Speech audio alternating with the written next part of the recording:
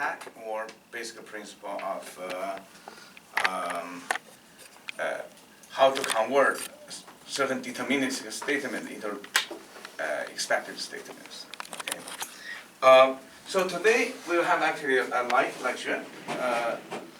We are going to essentially poke fun with RSA briefly, and then we are going to expand into a discussion of Riemann scheme, which will lead us to the needed mathematical notions for probability encryption. Okay, so that's the main purpose of today. So as we mentioned about RSA, it's built upon group theory, or that is associated with vectors. Right? So in the generation scheme, we have 2 primes. Each has n bits,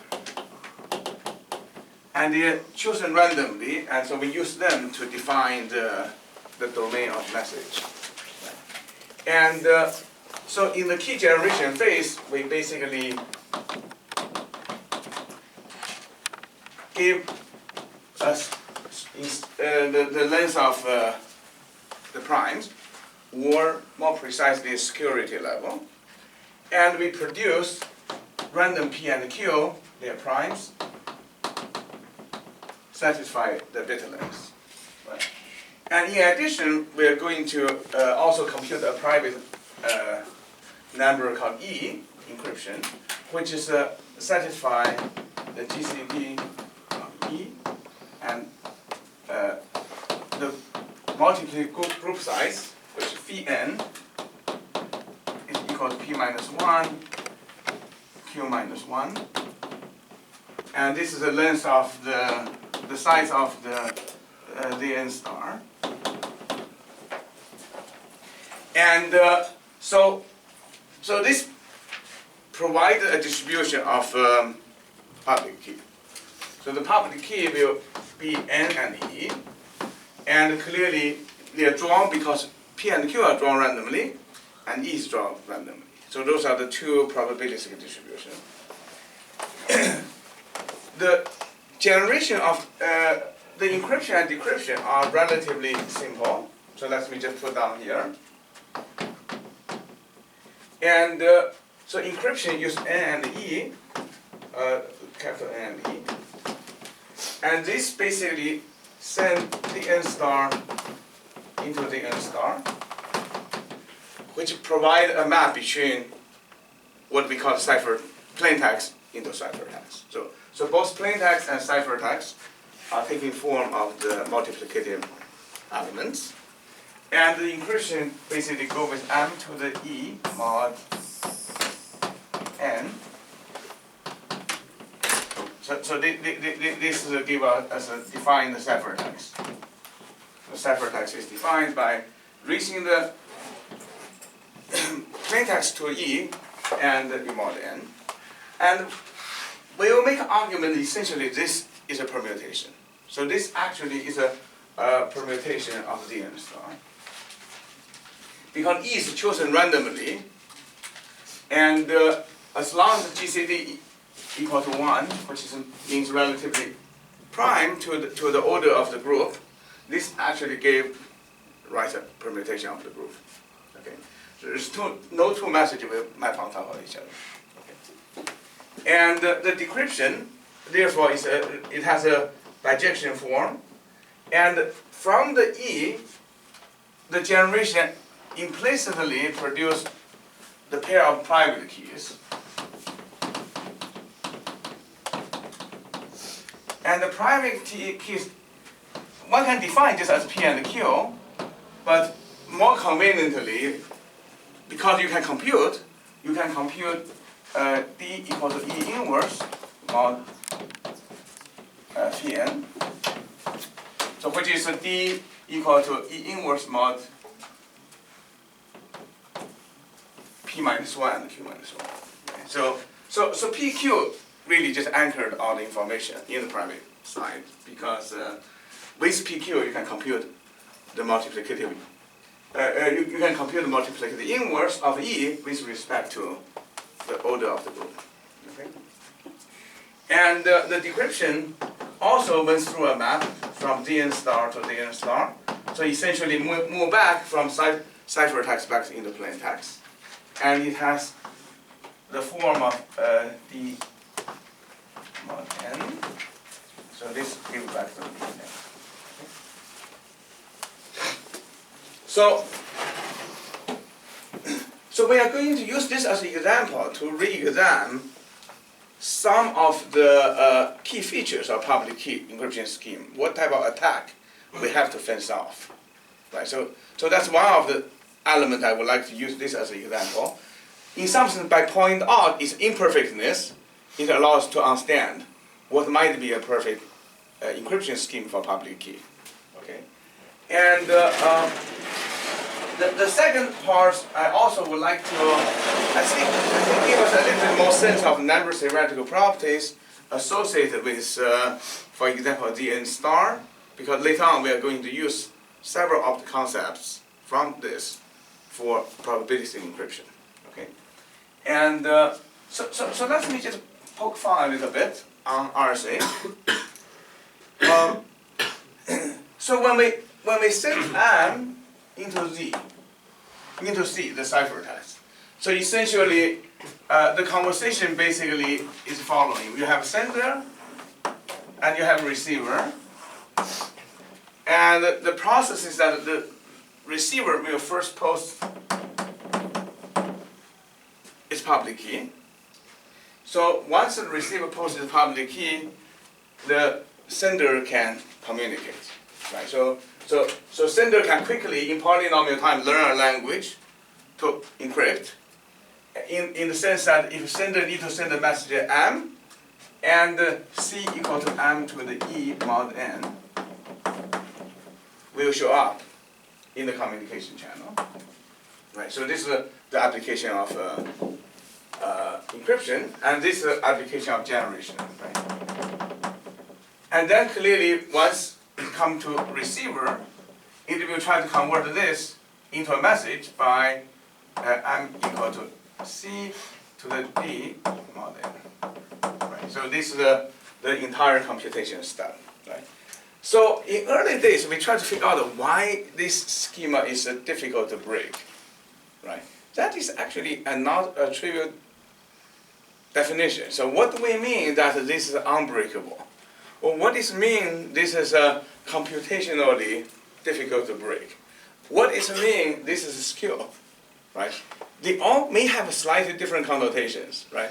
So for example, the simplest way to think about this unbreakable is that when you see C and you also see A and E, you're not able to compute that, right? That's the intuitive first principle about breaking a particular encryption, right? A particular encryption, if you break it, it means that once you see ciphertext, you see the schema of encryption, you somehow derive certain information about that, or you recover that.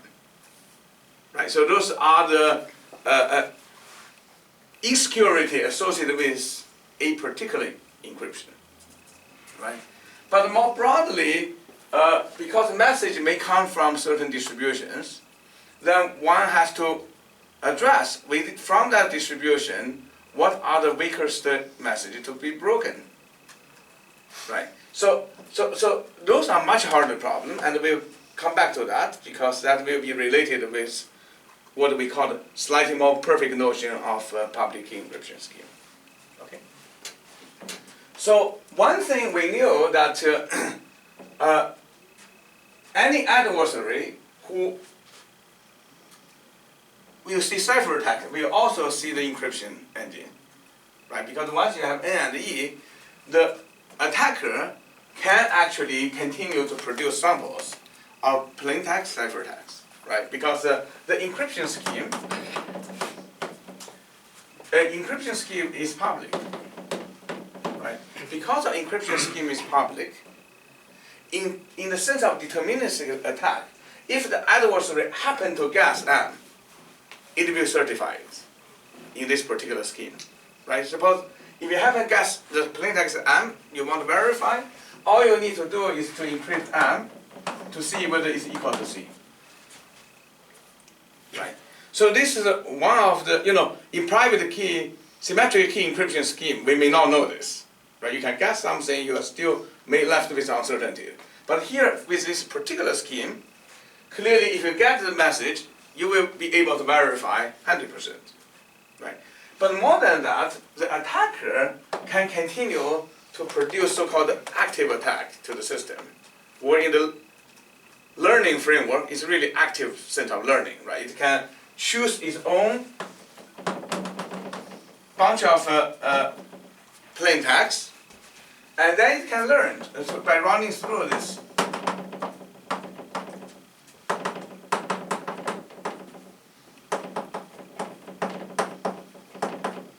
Right, so it can create its own samples of the plain text and ciphertext pairs, right? This is the one thing which, for example, in the symmetric key schema you cannot do in general, right? Because the symmetric schema, the encryption scheme, the key for encryption is hidden. Here, the key for encryption is public. Therefore, the attacker has a tremendous amount of power in terms of so-called active learning or active analysis of the encryption scheme, right? So you're observing samples, not just build upon certain distribution from the people who produce messages. You actually can produce samples from whatever you think, right? Because you can create this encryption scheme. And this is common for all public key, right? Because in the public key schema, you can always produce your chosen plain text to ciphertext pair. Right? You can produce, if you're a polynomial time machine, you can produce polynomial number. Right? So we will address about, in which way this will force us to define the security at a much higher level, which means that we are going to have much tighter description of security that actually RSA failed to achieve, which is sort of the current form. Okay, but before we go there, let's just poke fun a little bit about a single encryption, how much we can learn. Right? How much we can learn. So this also gives us some sense of active learning or active attack. Okay. So suppose the adversary just see one thing. That is, it saw C floating by, and it knows it's talking to this person, right? So what does adversary know? It knows C, it knows N, and it knows E, right? So let's figure out what the attacker actually may know, right? What the attacker actually may know. So, because the encryption scheme is fairly straightforwardly defined, the C equal to M to the E mod N, right? So currently, we knew C, and clearly so far M is hidden, right? And suppose you want to know what is encryption of 2M. Without knowing M, what is encryption of 2M? Right? Because currently, what do you know? You know the encryption of M.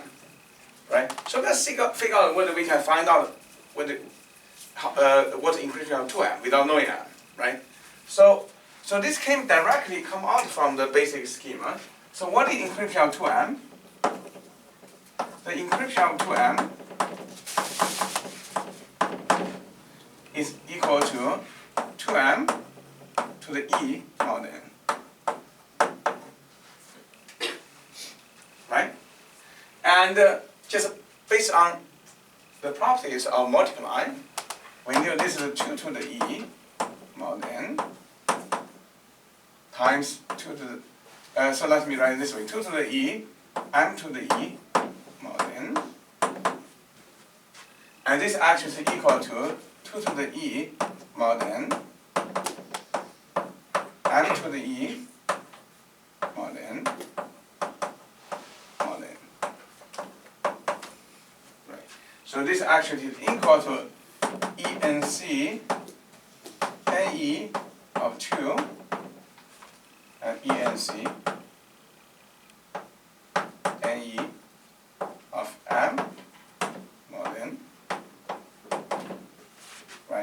So this is equal to ENC NE of 2 times C mod n, right? So this means, for example, if you just happen to know C is encryption of something, you also know C the encryption of 2 times something, because this is the part you know how to compute, because you have encryption in it. Right, so this, you can see it has powers to learn something, right? It didn't say that you learn nothing about M. First of all, so this is basically quickly point out something. RSA is not perfect in the in the security sense that we intuitively want to expand from. When we say we just give a little bit of epsilon in terms of inability to guess, and we allow people only have polynomial time to attack, right? But here you can see decisively something about M is leaking, right? So what is leaked? The encryption of 2M is leaked.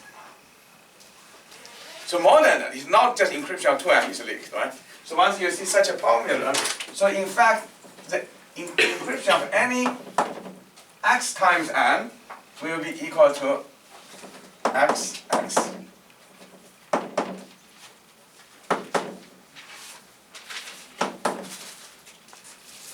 So by knowing the ciphertext of a plaintext, you knew quite a lot about this plaintext, even though you actually may not be able to find this plaintext, right? You actually knew the encryption of any of its multiples.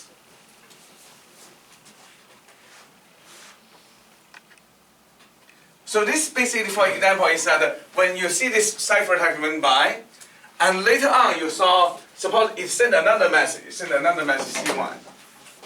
You can actually determine whether C1 is 2 times or some multiples of C with the multiple you guessed, right? So this, in many ways, small warning sign that this is not perfect, right? Because not only you knew the ciphertext of a particular plaintext, you actually knew a whole lot about the affiliated encryption, right? But on the flip side, you know, the crypto is always about flipping things that we usually say is bad news, right? We flipped complexity theory into a constructive theory, right? It's built upon, essentially, we can't solve a certain problem until we are able to build protocols, right? So on the flip side, this actually is also a beautiful property. And this actually is a property which leads to the most recent breakthrough called homomorphic encryption. So what is a homomorphic encryption? More broadly says that you want to encrypt your data, and when you want to make some operations over the encryptions, everybody can make that operation without decrypting. Right? So for example, this is a homomorphic statement saying that suppose I publish the encryption of one, let's say, message or image or certain documents, and then you also published another document. And suppose it happened to be that the operation you and I want to do is to get the encryption of the fusion of our documents. Then without further communication, we can actually get the encrypted version of our own 2 documents. Neither of us has to give in to what we encrypted, right? Because this is a public key scheme. We can always send, we're all sending to a common source, right? Namely, I will encrypt my private data, you will encrypt your private data. If it happens to be the agreement is that we need to do the multiplying of our data, and on the servers, they can actually get encryption of that multiplied data. Right? So homomorphic encryption eventually would like to do for more broad operators, not just one like multiply. But on the other hand, you can see at this junction, they are tied with possible insecurity of encryption scheme. Right. So. Yeah. Sorry. Real quickly, can you review again how the other part helps us, or like for an attacker? I'm not trying to say it helps the attacker, but I will use this statement. But mostly PRSA is that once you see a ciphertext, you actually learn a lot about the plain text. Because I suddenly ask you what is the ciphertext of 2M, you actually can figure it out without actually knowing anything. Right? So which means that the moment you see a ciphertext, you learn the encryption of algebraic structures surrounding a ciphertext. But how useful is it to create like a multiple of the ciphertext? Excellent, right? So it really depends on in which way one put in the attacking scheme, or on the flip side, to put in the constructive scheme. Because if it's like a message and it's just like letters that are converted to numbers, and you double that number, what does it mean, that's right? not going to really be something. Yeah, but for certain applications, people use algebraic structure to encode certain things. This basically means certain things are leaked, right? Because your ability to do anything about the cipher, the plain text, without knowing it, is an indication you learned something. That you agree, right? Yeah. Because you have certain abilities. Because otherwise, I ask you, what is the encryption of the thing in my head? There's not much you can do, right? Unless you ask me questions, right? But here, basically, the moment I began to communicate, I said, here is this thing in my head, I communicate. Then suddenly, you are able to poke around my message, right? Because you knew, without knowing anything in my head, I just communicated, you see, this is a ciphertext. You actually get this whole low-dimensional algebraic structure, namely something multiply my message to go through. Right? So I'm here using it not overly to say it's weakness yet or property yet. I'm just mainly trying to point out that the subtlety also define what is security is at play here, right? So intuitively, just from this particular notion, intuitively it's not perfectly secure in our head, right? Because in the perfect security, for example, in a symmetric key schema, when we say perfect secure, I said I send the message out, and I ask you anything about it, what do you do with my message? What is my message 2 times my message or something else? You probably still don't know, right? Because, right? Yeah, that makes sense. Probability, we actually can go through probability to argue it. They all have same probabilities here, right? But here, you decisively knew this low-dimensional algebraic structure affiliated with my plain text. Right? So this means you learn something. From just look at the plain text, you learn something, right? Which could be good or bad, right? So that's why one thing beautiful about crypto is that when you look at a particular statement, whether it's a property to harness or property to prevent, I think usually one has to do both. Right? So that's why it's inspired on one direction to have probabilistic encryption. It's just prevent such a thing from being constructible. Any sort of any sort of seemingly naturally defined algebraic structure undefeated. In order to do that, you actually have to define much tougher notion of security. Right? But on the other hand, to maintain certain algebraic structure surrounding the relationship between encryption and decryption can be exceptionally convenient, right? Because it allows multiple parties in such setting to commonly send something for them to perform other algebraic operations, right? So for example, if you really look at the current settings, suppose we have a small group of people try to essentially perform a common vote, right? We don't want everyone to somehow determine this mode. So we all basically say, I want the mode the particular way I want. And here it shows some limitation of, some limited potential of combining our modes. That later on, suppose even you ask the judge, namely the receiver, to open it up, right?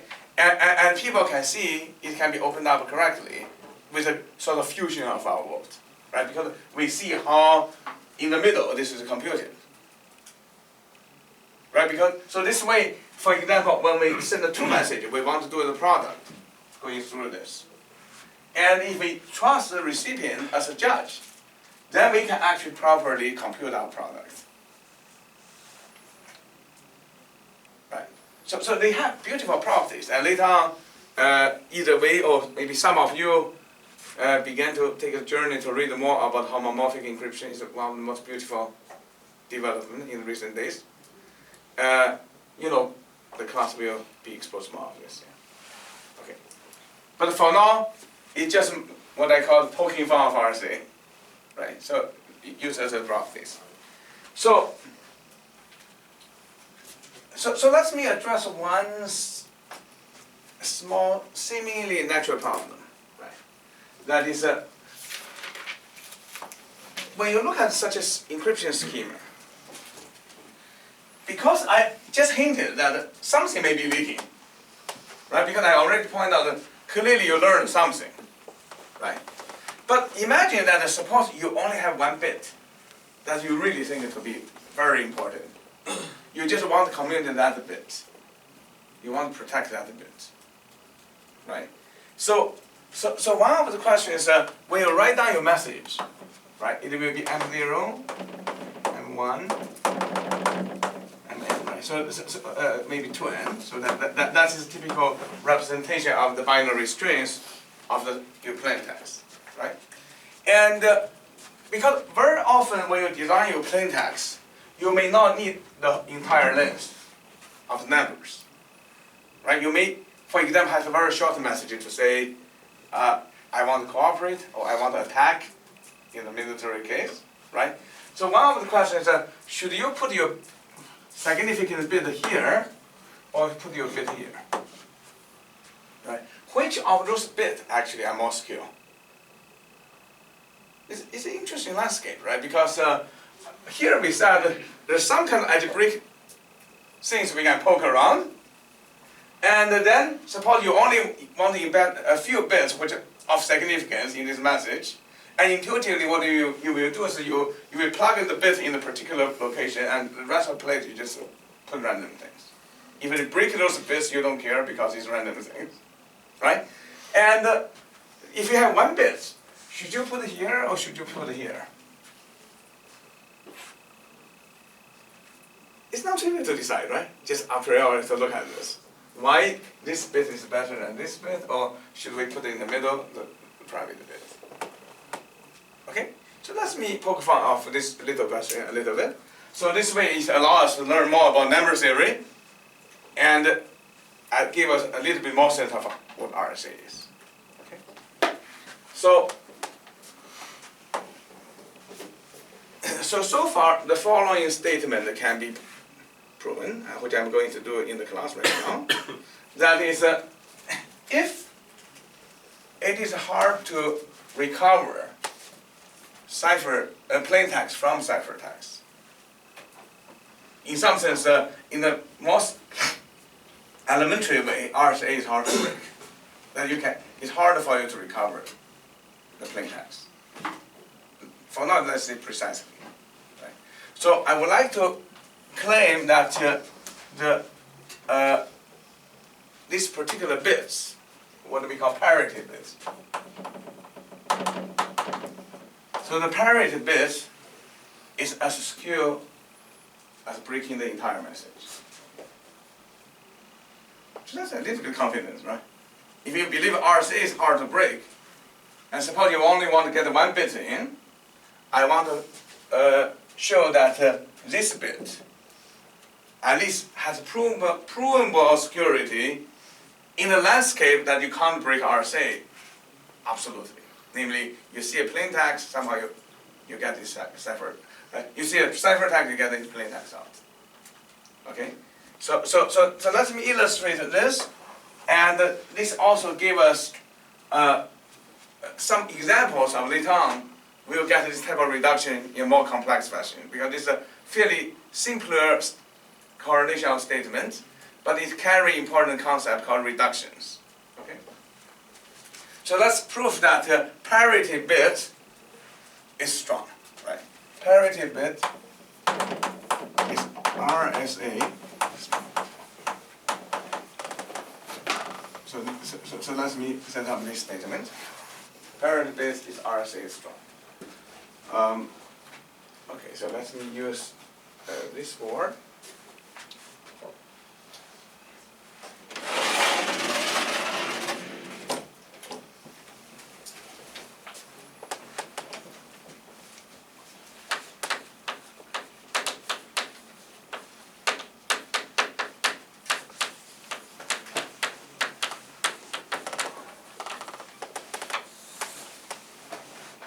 So let me attempt to prove this. But I just like our early lectures, I want to use this as an example to illustrate concepts, and we are using those concepts later on in a more sophisticated manner.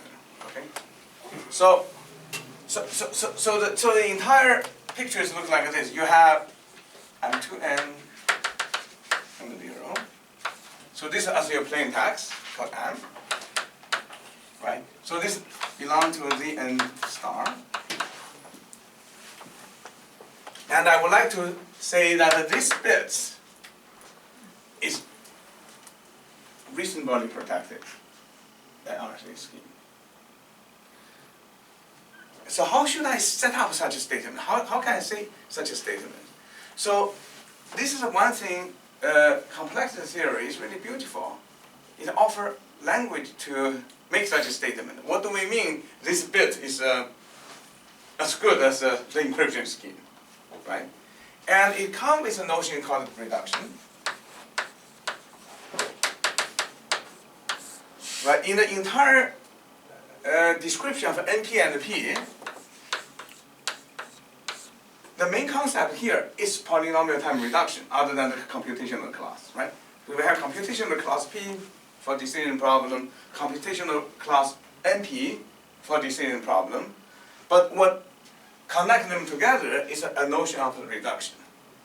Right? Reduction means that if you happen to have solution for one problem, somehow you want to use that solution to find algorithmic solution for another problem.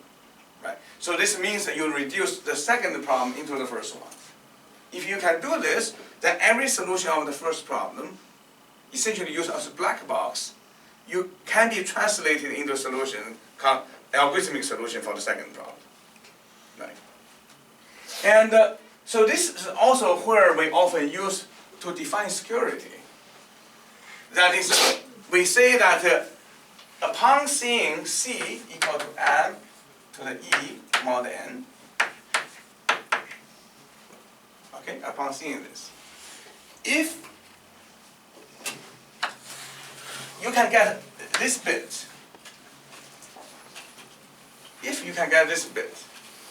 then I want to prove that you can actually get the entire M. So this is a reduction statement.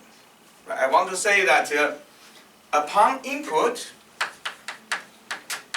so what are the inputs? C, N, and E, those are your inputs. And if I have some ability to get this bit, so for now let me use a deterministic statement. Namely, I literally get this bit. So somehow you are such an expert, don't say me, suppose you're such an expert, you look at this and then people pay you to break the code. You look at this and you will say, I believe M0 is 1. Suppose you have such power, right? And if I give you a different message, I encode it, I give you a different C, you will look and you will always say about that bit correctly.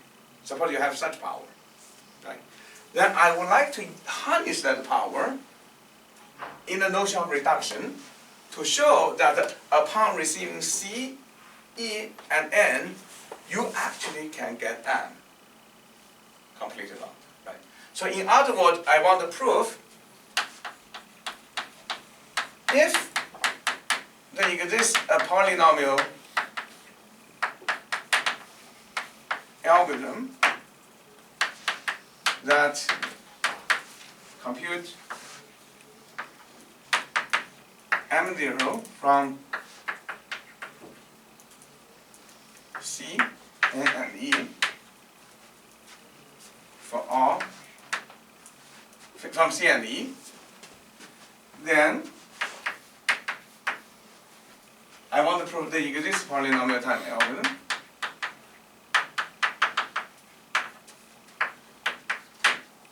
that computes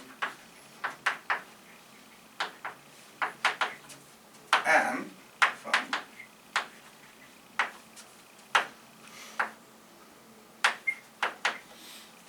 so this is a statement for all M belong to the N star. If for every message, if there exists polynomial time algorithm for every message, that from its encryption I can get its parity bits, then this algorithm can be converted into another algorithm that upon seeing the ciphertext, you actually get the message out in polynomial time. Yeah. So the message goes from M to N, it's double the size, is that for the padding? Pardon me? The size of it, it's 2N? Oh, but I say 2n because P and Q I use as n bits. So I just heuristically say P times Q is 2n bits. Okay. Right, because that's just a quick heuristic way to say this clearly maximum of bits out of there. Clearly, usually we have to be a little bit careful on this end because there's a lot of zeros if they don't happen to match it up, right? But for now, let's. P and Q are each N bits? P and Q are about n bits. That's usually Each? each, yeah. So where P and Q are, you can decide just n bits. That's enough prime there, but in practice they may or may not give you precisely that number of bits, right? But it's very close to the precision bits, and which means when you multiply those two numbers, we are in a message space which has about 2m bits. Give and take, right? Give and take, yeah. So since our original goal was to prove that one bit is Skew. I flipped this statement again. Yeah, so is the goal of this to essentially say if knowing one bit means we can easily solve the encryption, then that means that This bit is skewed. Yeah. So reduction, beautifully done. So reduction, otherwise you will have to define this language, right? What do you mean this bit is skewed? Right? That's why you can see complexity theory come out at the right time. They provide this very natural, simple language to say this is what we mean, in a very accurate way, right? Because they can precisely make this statement. If you happen to have ability to poke this information out, then you have the ability to get the whole thing out, right? So this is an example of reduction, right? Why actually a lot of crypto proofs are harder later on is because my statement may be much more looser than this. But here I make a very sharp statement to say, I want to say getting this bit absolutely is hard. But usually, our security are defined as, can you get this bit a little bit better than guessing? Can you get this something correlated with this bit better than, say, 1%? Namely, you're always incorrect with probability 51%, right? So then you can see you have to do the probability statement to prove that with a high probability you can get M, right? So that actually often inject the difficulty in proof, but conceptually nothing changed. That's why I want to use this as a first example to illustrate, right? Because this is a clean statement of reduction. If you can get that bits, you can get the whole thing, right? But later on, intuitively, you have to make a statement in order to prove this is a good schema, is that you can kind of get that bit, you can kind of break the code, right? Or you can kind of get that bit with high probability you will break the code. That usually is the formal statement of you can't get that bit, assuming this schema is skewed, right? So that's why a lot of times the security statement, this is actually one of the first time we tried to prove this way, right? Before it's all informational argument. It follows essentially this kind of framework to set. That is, you want to say that it's very difficult to achieve certain things.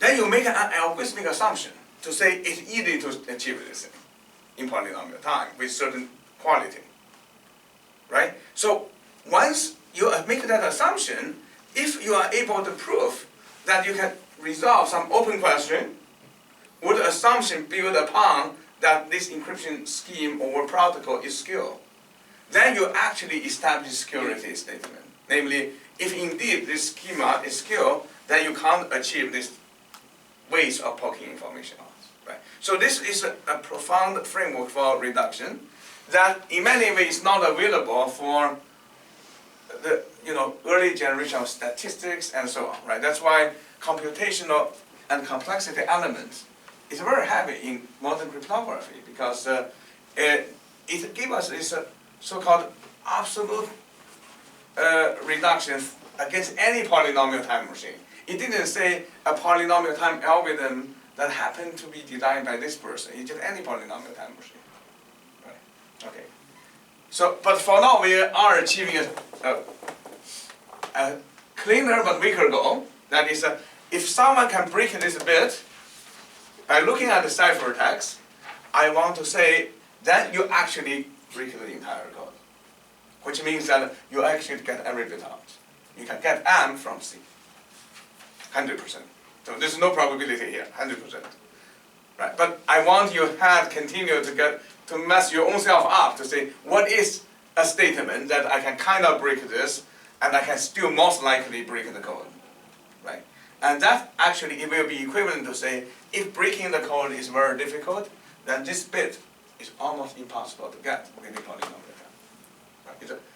It takes a lot of the negation type of, proof by contradiction is used in this algorithmic reduction framework. Okay, so it's the usage is proof by induction, but it illustrates the concept of reduction. Proof by contradiction is illustrate the concept of reduction. Okay.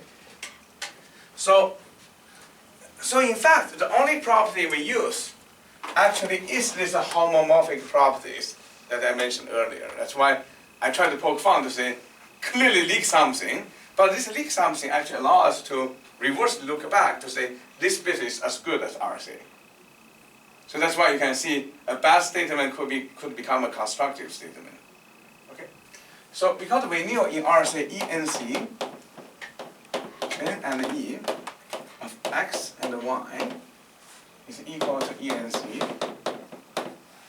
and E X and ENC.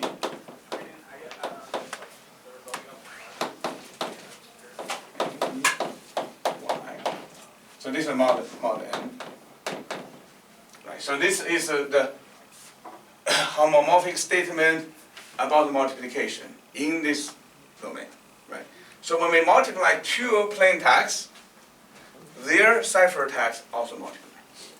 Right. This is a statement, right? So the plain text and the ciphertext satisfy this algebraic property. The multiplication of the plain text, if you encrypt, is equal to, when you encrypt each individually, then you multiply them and mod n. Right? So this means that you are able to just work on the encryption without doing any, working on the ciphertext message. You don't need to go back to the operation and try again. Okay. So let's use this to facilitate this reduction. Okay, to facilitate the reduction.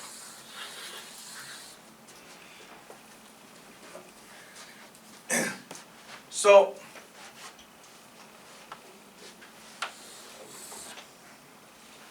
our goal basically currently is we know this a bit, and the schema which I'm going to use, in some sense using this homomorphic encryption to support is a binary search. So what I'm going to implement is just a. So remember, what is this traditional binary search problem? It's the following, right? I dream up a number in my head between 1 and a million, or 1 billion, 1 trillion. then basically I'm only honest in the following way. If you ask me a question, I will say something. And you can only ask me whether the number you ask is equal to the thing in my head, or the number you ask is smaller than, or the number you ask is bigger than. And suppose I give you honest answers, and I don't say anything else. If you don't ask this question, I say nothing, right? So then basically we learned, as almost the first example in algorithm design, so this is an illustration of divide and conquer. It's an illustration of proof by induction, right? So it's illustrated a lot of beautiful principles back then. Is that you can only, all you need to ask is a logarithmic number of questions. You can ask log n questions. You can ask log n questions to get a number, random number, or hidden number between 1 and n. Right? If I have some number between 1 and n, all you need to ask is log n questions. Right? So the question typically you just ask is you just go to the middle point of the interval. Right? Remember we just asked, is that number bigger than the number you had? Right? Because if you say yes, it means a lot, right? Because half of the number are gone. If you say no, it means a lot. It's half the numbers are gone. Right? So this is a typical illustration of divide and conquer. And this actually embodies why sorting can be done n times log n time. Because a lot of the comparison questions they ask, either in quick sort or merge sort, essentially allow you to eliminate a large fraction of possibilities. Right? So by asking in this interval, the middle point, suppose you have a hidden number here, right? And if you can only answer honestly, if you don't answer honestly, there's a separate protocol. It's actually beautiful trying to figure out how to solve it. Okay? But if you have to answer correctly, then by asking in the middle, you eliminate a constant fraction of the current unknowns. Right? So clearly, if you come back to ask again, you will eliminate another constant fraction of unknowns. So that's basically how the binary search is usually done, right? So this is how we prove that in logarithmic queries, we are able to guess any unknown numbers in your head, provided you answer my question honestly, right? So this is the traditional binary search. And to a large degree, this is a polynomial time algorithm for getting numbers between 1 and n. Right? Because the complexity is in the number of bits rather than magnitude. Right? For number theory, the whole complexity is said to be bit-based complexity, not magnitude-based complexity. Right? So that's why getting into log n is only allows getting into so-called polynomial time. Right? Because log n is the input size. Okay? So one thing we are going to attempt to solve is that if you look at this number, we also want to treat it as m is a hidden number. Right? So m is somewhere between 1 and n, right? So this is all we know at the beginning, right? Because when we say, what is unknown plain text? It's just plain text in someone's head. In whose head? Actually, it's in C's head. C already encoded it. Right? C encoded that. So once C is released, M is committed. Right? Because one cannot change the mind anymore. Right? Once C is released, M is committed. Because this equation bounds C and M. Right? So the whole reduction of this is to attempt to use the ability to get this bit to support a binary search that using the knowledge of C facilitated by homomorphic encryption. So that's how the reduction is done. But deep down, it just implement binary search. Okay? So here is the basic property of this. And so you will ask, so clearly you will ask, once you see C, you would like to ask the middle guy, right, in our traditional sense. You want to ask, is my C, is my M in the smaller range and the bigger range? That's what you want to have an answer. If my m is in the smaller half and the bigger half, right? So how do we answer that question, right? So it's a kind of interesting question, right? That's another bits associated with the plaintext, right? There's another bits. You don't have to be bits of this encoding. It could be bits as a derived. It's just a binary property out of the number, right? So clearly, this is a single bit information. Are you less than n over 2? Are you bigger than n over 2? Okay? So currently, we don't know how to answer that question because this particular algorithm can only get the last bits, right? It can only get the last bits, right? So how do we use the ability to get the last bits to get whether my plaintext is here or here? Okay, so this actually turned out to be a trivial question. Like this. So imagine we have all our numbers laid out here. So this is the n star, right? And for any number, if you happen to multiply by 2, right? If you multiply every number by 2, what has happened? What happened is that this entire range scattered on this domain. Agree? This entire range didn't cross more than, it scattered around this domain. And uniformly, taking all the even numbers. The low half will take all the even numbers if I multiply by 2. Right? Because even number. Why? Because you haven't modeled out n yet. Right? So the map of this bunch, if I multiply by 2, it just scattered into the even slots. Agree? So what about this bunch? So this bunch also scattered, clearly, because multiplied by 2 just move them around, right? So clearly, when they scatter, they all cross mod n. They all cross mod n. So whenever they cross mod n, because n is a prime number, no, n is an odd number, because they multiply with 2 larger primes. It's not an even number. So which means everyone who cross n will become an odd number. Right? It becomes 2 times the number minus n. That will be an odd number. Right? So this means that when I multiply every number by 2, everything in the smaller half become even number, and everything in the larger half become an odd number. Okay? So this means that if you look at your message m, because this is unknown, right? We don't know where m is. And suppose you know 2m. If you know the parity of 2m, if you know the parity of 2m, you actually knew which half m belongs to. Right? Because the parity of 2m, if it's even, they are small. Because when I multiply with 2, they didn't scatter across n. And if 2m is odd, it has to be from this range, because when you multiply, they become 2 times that number minus n, become an odd number. Right? So which means the parity of 2m determine this predicate too.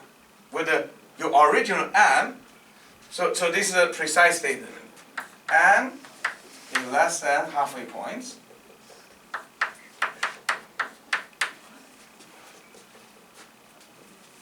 If, so this is greater than 0, okay? If and only if the parity of 2m is 0. This is if and only if statement. Agree? If and only if statement. Because everything less than this, we multiply 2m become odd number, even number, and everything bigger than this, we multiply become odd number. Okay? So now, look at your algorithm. So currently, what do we know?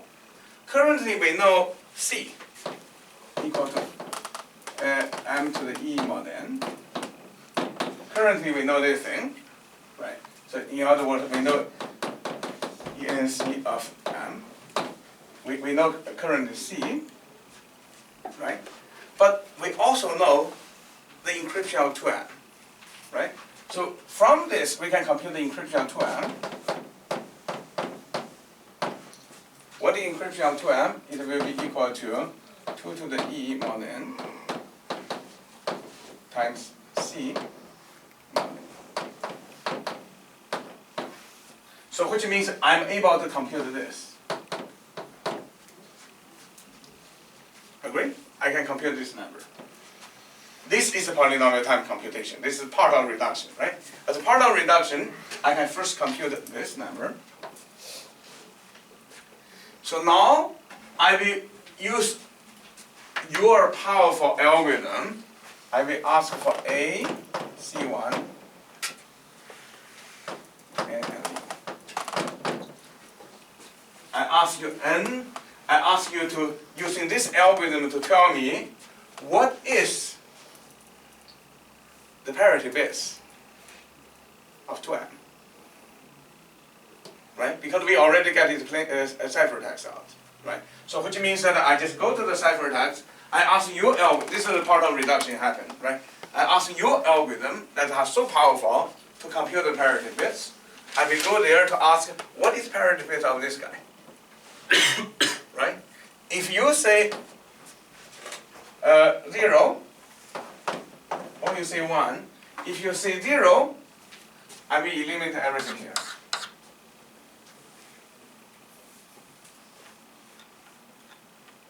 That's a possibility for M.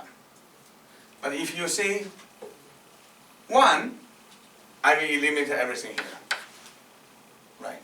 So which means I just showed you to do the following thing. Given a polynomial time algorithm that look at the plain ciphertext and can get the parity of the plain text, I'm able to ask that protocol to determine whether the plain text associated with a particular ciphertext is in the first half of the number or in the second half of the number. Okay? So because of that, it's just a simple relationship that I just conduct the first step of binary search. Right? I just conducted the first step of my binary search. Right? But regardless of which step of binary search I eliminated, the rest of my number are still uniformly scattered. Right? Because when you multiply by 2, they are all still uniformly scattered on this range. Right? So which means I can still continuously ask where is the parity of, where is the low half or upper half of 2M? So that's where we can continue to do the binary search. So this actually gives the entire step of binary search because it uses two properties. One property is that from the ciphertext, if I use the power of your 1-bit decoder, I am able to get the parity of 2M mod N. Once I get the parity of 2M mod N, that's enough to get a statement whether M is less than first half, in the first half, or in the second half. So that is the first question of binary search. Right? So I can conduct that step. So once I conduct that step, if you look at 2 times M, the one which haven't been eliminated as candidates, they are still uniformly scattered in the entire interval. So all you need to know is whether that number is in the first half and second half. Right? That allows you to reduce by a quarter size. And that you can just multiply another 2 against it, you can still also know the bad parity.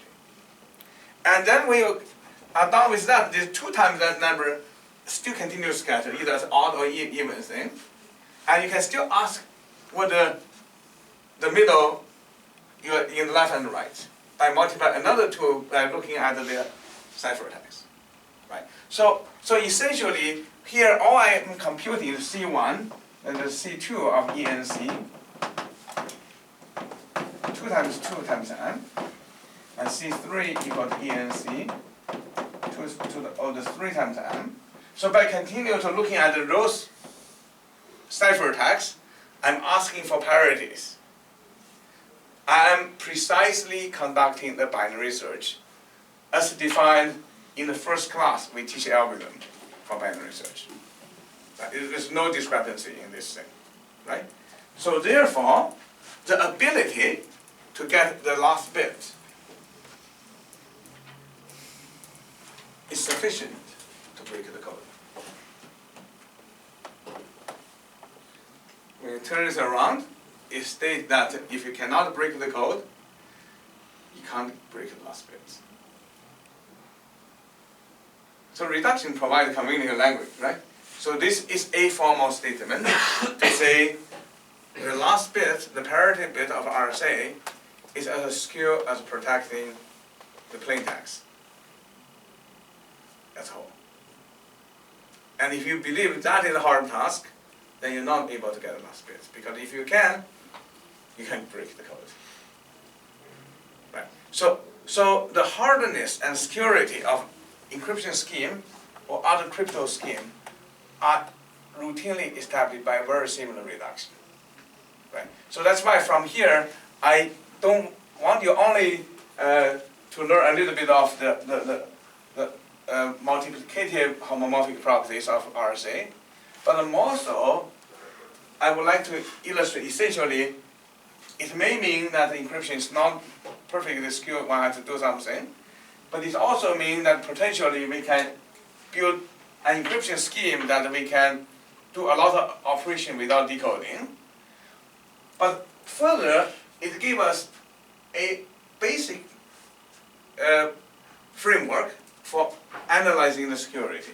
That is, very often when we analyzing the security, either in the definition or particular formulation, very often what we are performing is a reduction, right? That is to reduce that suppose someone, you don't even know whom, someone has ability to break. Whether that ability can be used in randomized polynomial reduction to break the assumption you made as establishment of this protocol, right? And this will allow one to reduce the security of the protocol to the assumption as well. Okay. Any question up to here?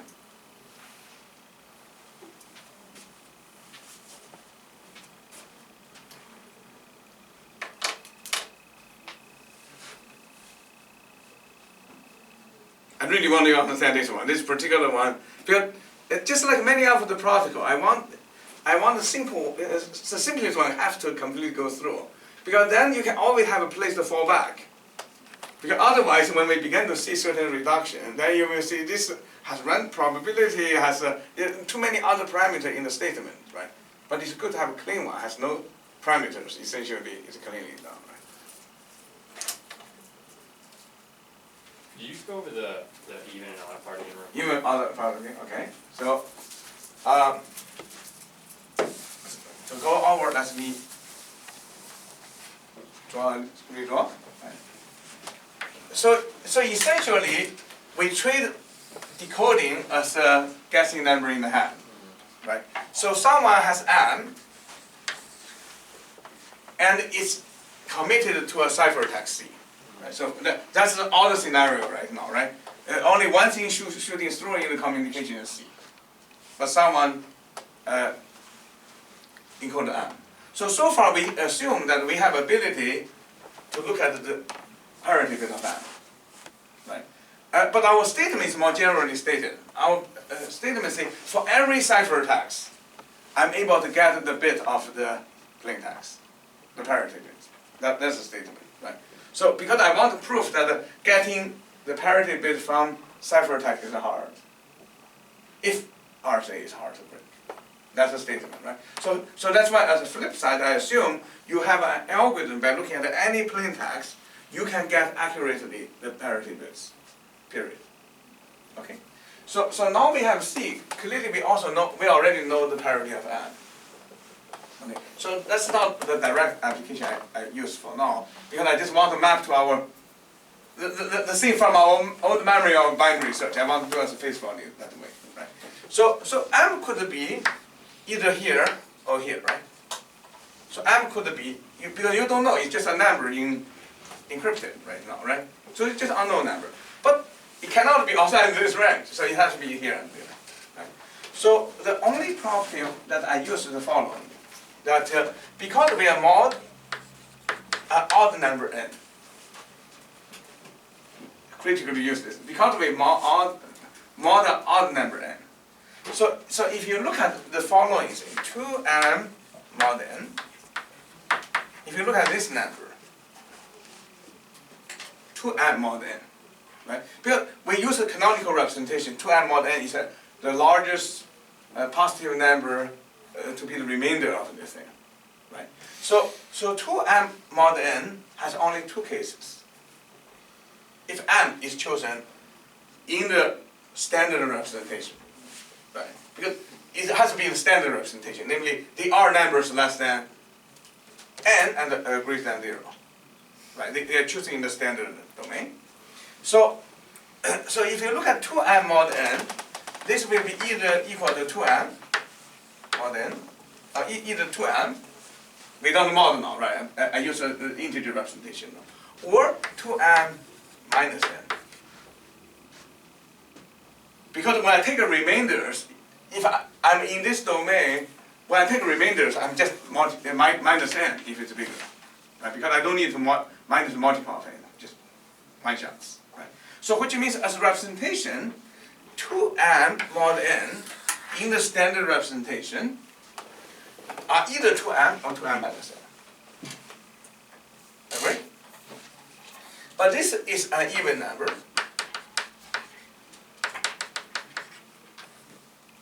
And this is an odd number.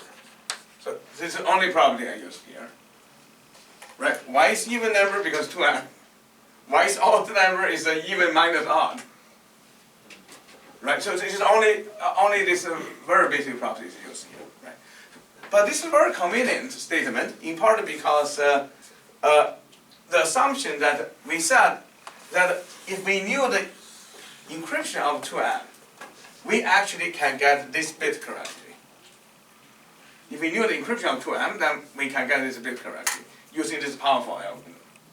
Okay. So that's where I computed this. C1 equal to 2m. So I get the encryption. This encryption I can compute from the encryption of m. So this is related with me. You asked me earlier, what is leaked, right? So in some sense, something is leaked, and at least I'm able to compute this thing, right? But the moment I can compute this thing, I can ask what is the parity associated with this plain text, ciphertext, right? So that question will pin me down from either this case or this case, right? And that actually pin me down whether m is here or here. So which means if I say even, I can eliminate this part. But if I say odd, I can eliminate this part. Okay? So then I just use one more property in the entire process. That is, so if you look at the, suppose I eliminate this part, right? Suppose I eliminate this part. And where's 2m? 2m actually just, again, uniformly scattered across this domain now, right? It's uniformly scattered, right? Because you just take all the even numbers now, right? So 2m, again, uniformly scattered. So the density here is same as density here, right? So which means if I can get is 2m break this middle point, then I actually also reduce. This is just exactly the binary search we asked, right? Yeah, okay. Right, because if it's small, we just multiply that. We ask you still in the middle points, right? Which means we ask for quarter points. But asking for quarter point against the first half is the same as asking middle point against 2 times the first half. There's no difference, right? Or ask the 3/4 point against the second half. In some sense, it's same as a half point if you wrap them around. And this model operation happens wrapping them around, right? So that's why we can use the middle just as our query point.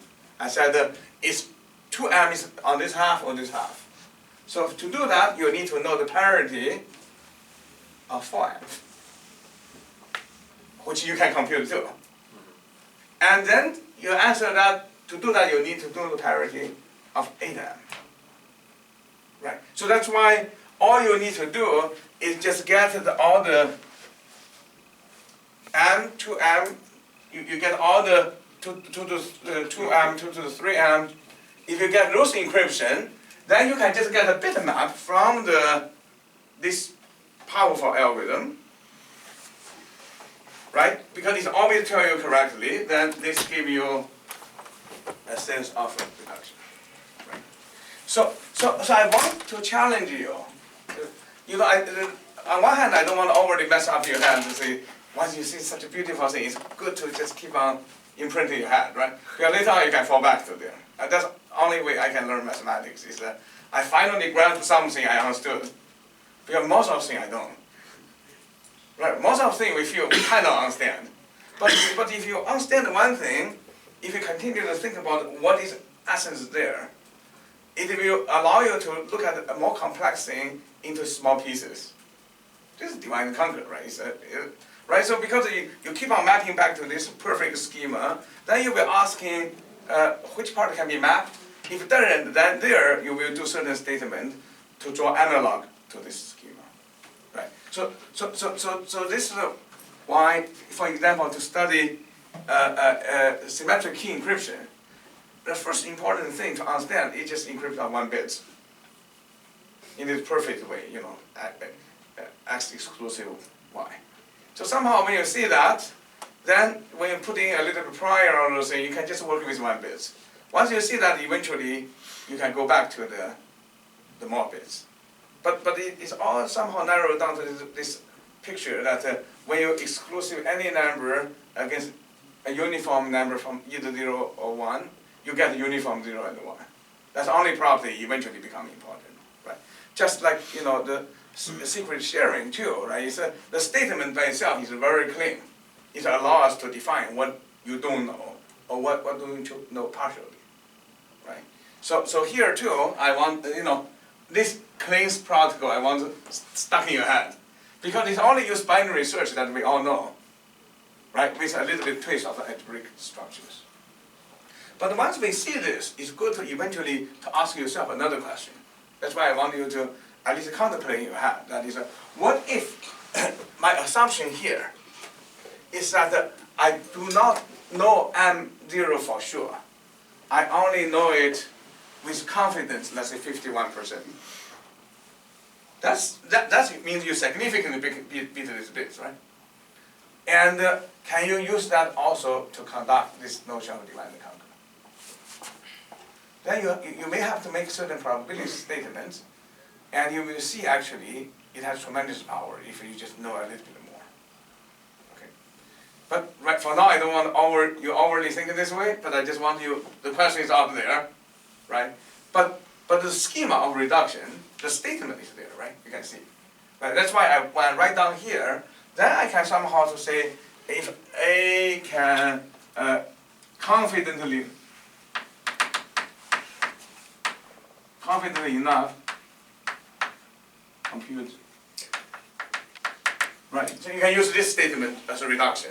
Then you can see in which way you can modify the other statement. But you had quickly you knew this is a statement of security. Right. Suddenly you say that not only getting this bit is hard, guessing this bit is hard. Right? Because they have very different connotations. Right. Getting precisely this bit has different connotation of guessing this bit. Right. So I want this basically I feel is more important in such a class rather than right. So it's look at particular statement later on to see what can be relaxed. And because a relaxed statement here is a stronger sense of security. Right? Because the weaker statement I get here, I can go here, it means that cannot be achievable anymore if RSA cannot be broken. Right? So when you flip everything around, a weaker statement here is a stronger sense of security. Right. Okay? So any question up to? So this is my talking from a little bit of RSA for now.